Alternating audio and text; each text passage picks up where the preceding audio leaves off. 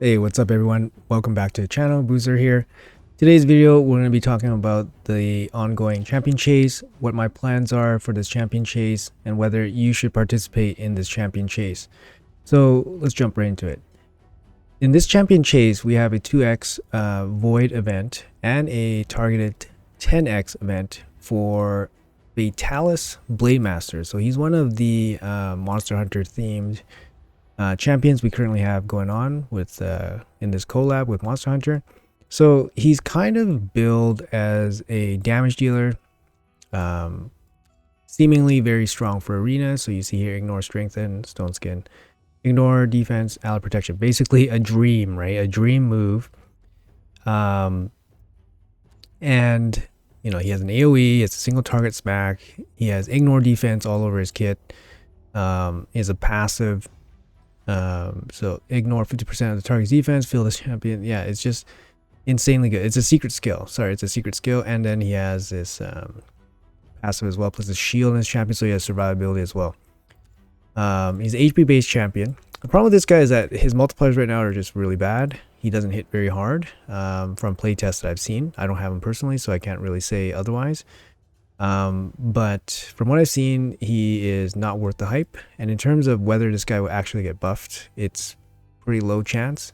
I believe the only promo champion that's ever been buffed ever was Alexander the Sharpshooter, and it was an irrelevant buff. It was a very irrelevant buff. So if you guys want Fatalis, it's going to be purely for collection. I wouldn't bank on him getting buffed like ever.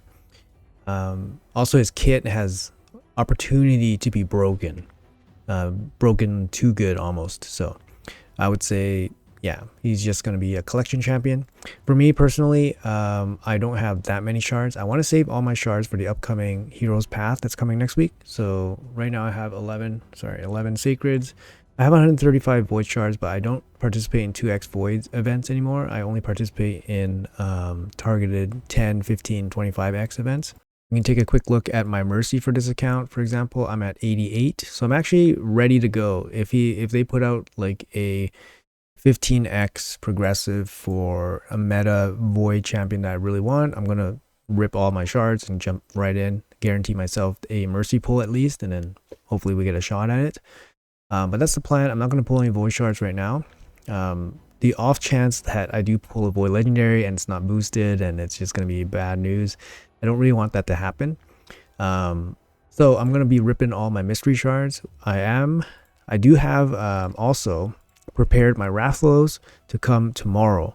So I skipped pulling Rathlos for my CBC, which you can do with the trick that I showed you guys, pressing R when this splash screen shows up. You press R, and then that will send you to the shop, and then at the shop you can kind of deviate out of the login screen. But basically I'll pull this tomorrow for a free 500 points, so that really helps. What's happening here is that the champ chase actually is very reasonable. It's only 2,500, which is no inflation or anything like that. There's only 2,500. It's actually an extra long one, which is kind of nice for Plarium to give, you know, the big spenders, especially on 2x voids, to whale out a little bit extra. And then you can get some extra goodies when you whale out. But 2,500 is going to be very reasonable. So 500 from Rathlos. So I only have to produce 2,000. Of those 2,000, I'm probably going to fuse one Broad Maul. That's 350. I have access to one Broad Maul. So yeah, this guy is my limiting factor here. It's kind of weird. I have like so many of this guy, but only one of this guy. And she's always been my limiting factor. So I can pull her. I pull Rathlos, that's 500.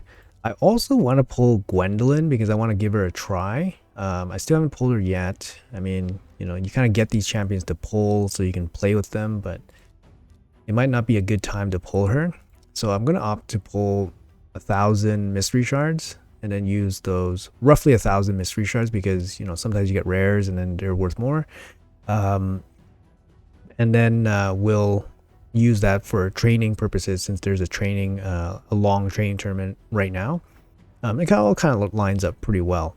And I would have completed this champion chase without having to spend any shards at all. So that's going to be my plan for this. I'm going to start working on this and we'll be right back.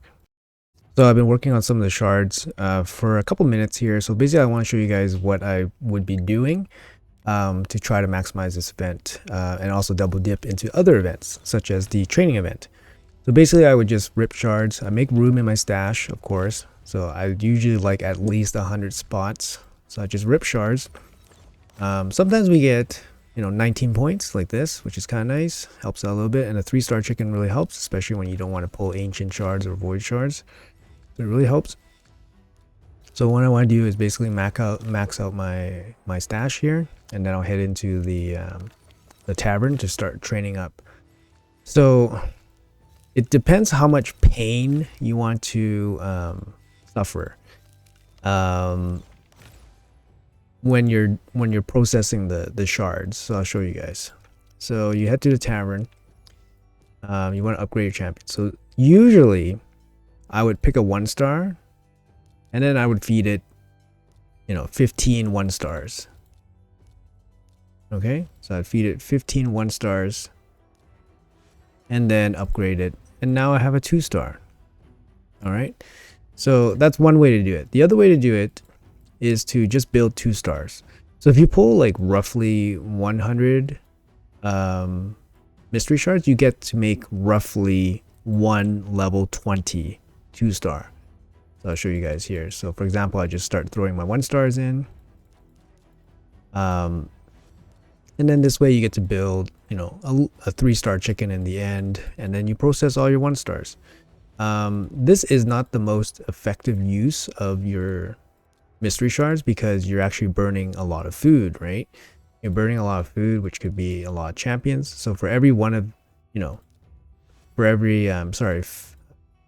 every 17 of these 1-stars, you get an extra 2-star. So you're actually burning through quite a bit of food, but then you're saving your sanity, right? So here we're almost at the 20, so I'm just gonna cap it off. Does that help get me there? Yes. Okay, so I'm just gonna cap it off, upgrade her, and then we're done. Right? So those are the ways you can basically processing your mystery shards. You're building either 2-stars or you're building 3-stars. You just need a lot more, obviously, little mystery shards to start building up those 3-star chickens, for example. In this case, you're going to start building, like keeping your stash. Your stash will be slowly growing as you're pulling mystery shards. So you need a way to process those 2-stars as well. So eventually you'll probably end up having to either do a couple brutal runs to build them up, and then so you can sell them. Or I know some people just sell all of them, the 1 and the 2 stars, and then just put them all into like 3 stars, for example. It's just very inefficient if you do it that way, because you're losing out on a lot of extra food that you would have otherwise that you could use for training. So that's kind of like my thinking about it. But yeah, I'm gonna get back to processing this. The other thing that might be useful, or might apply to you guys, if you have to do campaign runs for a month, for example, you can do some campaign runs to level up your food. It's more effective, more efficient on your shards. So for example, you can build a couple 2-stars very easily. 2-star 20s, and then after that you can build 3-stars very easily. Like I said, I need some 3-stars, so I don't mind doing some of that. So this is Nightmare, guys. So obviously 12-3 brutal works very well.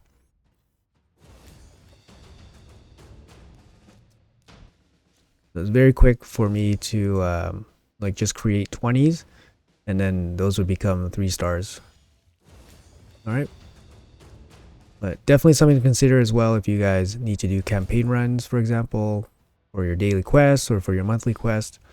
And sometimes you just have extra energy and you don't have brews, or you don't have brews, or you're low on shards, so you don't want to feed your shards off. You want to use energy instead and build them up. It's all about managing your resources, right, at the end of the day.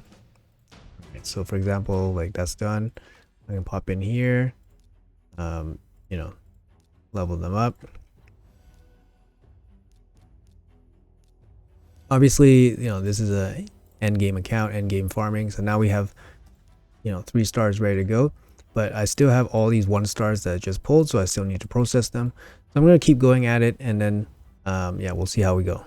yeah, so this is the monthly quest I'm talking about, so I still need to do some campaign. So what I'm going to do is probably run some of those 2 stars through, and then we'll build them up. So be right back. All right, so kind of made like I kind of made like 12 level 20s in just a couple minutes here, and it's kind of nice to pick up some extra champions from doing campaign runs, so that's really nice. So you can see here I'm gonna pop in, make some extra food. Really need these since I'm not pulling shards, like I said. So basically I would just basically do this until I reach about 1500 points. Like I said, I have 1 Broad Maul and Rathalos to pull, so those are all like kind of just like prepped, right? But usually I don't go through so much effort to do like champion chase and like, you know, leveling up and being super efficient with shards or anything like that. Usually I just pull shards. It's, you know, easier, it's more fun, and you know, pulling shards just improve your account, right? But because I am a little bit low on shards and we are saving for Heroes Path next week, I want to conserve my shards as much as possible. And yeah, and it's okay to, you know, to use some of your other resources so that you can save, you know, save your other resources. So it's just resource management at the end of the day. But anyways, with that being said, I'm at about 600, and so I do have to reach about 1600 before Rathalos tomorrow, and my Broad Maul pull, which should bring me right up to 2500. If you guys have void shards, it's definitely worth it to pull for 2x, especially if you guys are, you know, earlier mid game. Getting some of these books is pretty nice, especially if you have lots of shards. But yeah, it's not an event for me this time. I'm going to save all my stuff for the Heroes Path next week, which is actually in a couple of days. But yeah, anyways guys, not the usual type of shard pull video for a champion chase, but just want to show you guys my plan and what I'm up to for this. I'll complete this no problem, and then it'll be smooth sailing for the rest of Fusion. I have plenty of shards left for the Heroes Path as well, I think, hopefully. But yeah, let me know what you guys pulled, if you guys actually pulled Fatalis, if you guys like Fatalis. Yeah, I mean, he looks cool, but his kit's just not going to be worth it. But yeah, let me know in the comments below. Have a great Friday, have a great weekend, and I'll see you guys in the next video.